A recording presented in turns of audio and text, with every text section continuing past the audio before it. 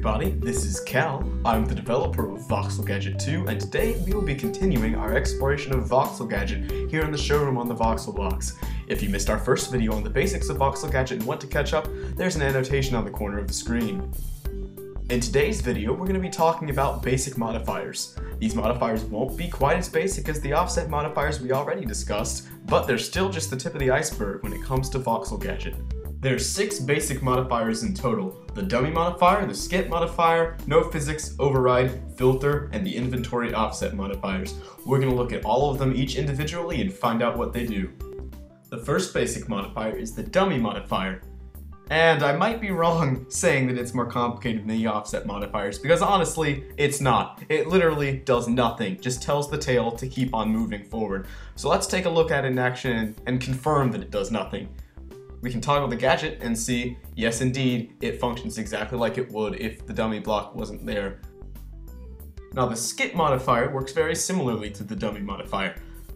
The gadget will skip the skip modifier, but it will also skip the block after the skip modifier, letting you run blocks like redstone through the gadget, as the example here shows. And we can see that if we click the button, the gadget functions completely like normal, just as if the single offset was there. There's no difference, except now we have a redstone wire running through the gadget. And here we have the last of the relatively easy modifiers, the no physics modifier. It causes the gadget to not update physics when it affects the world. We can see right here we have a block with some torches hanging on it. If we remove the block with the gadget with no physics, the torches don't fall off because physics wasn't updated, and we can place it again too, and remove it. But if we look up here in this gadget, this one has a torch inside of it. It wants to place a torch in that block right there. There's nothing for the torch to be supported by though, so the torch just pops off. Because Minecraft. Here we have the inventory offset modifier, which is an alternative to the offset modifiers we've seen so far.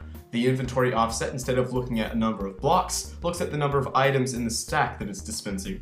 We can see here we have some stacks with 2 items in them and some stacks with 3 items in them. When the gadget dispenses a block, it'll be placed the amount away from the dispenser. You can see we placed glowstone, and the glowstone had 3 items in the stack of glowstone, as you can see, so it's 3 blocks from the dispenser. We can place gold. It was also 3 blocks in the dispenser, so it's 3 blocks away.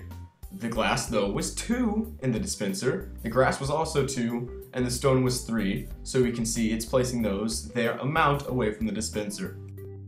The override modifier is the most complicated modifier we've seen so far. The override modifier takes the block that follows it in the train and forces the gadget to use it as the dispensed block. That's good for on the VoxelBox using our fake blocks such as this glowstone, which cannot be placed in the inventory, because when you get the item in your inventory, it's the regular block without the fancy data. You can see if we trigger this gadget that it places a purple glowstone block, even though inside there's obviously not glowstone.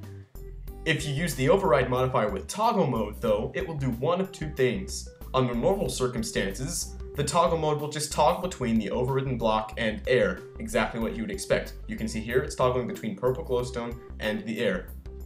On this example though, you can see we have a second override modifier, and it makes the gadget toggle between the override block and the block in the dispenser, which is in this case glass. So the gadget toggles between glass and purple glowstone. This is the only way to toggle between 2 solid blocks. The last modifier we're going to look at today is the filter modifier. This modifier forces the gadget to only function if the block targeted is of the same type as the block behind the filter itself.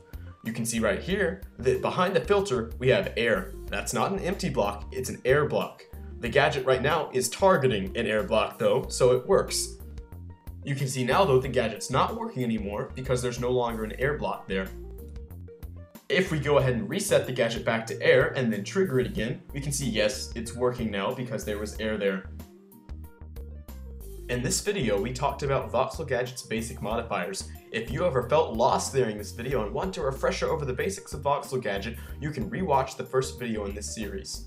In our next episode, we're going to take a dive into advanced modifiers, which is where VoxelGadget truly shines. I'm Cal, thanks for watching, and good luck gadgeting.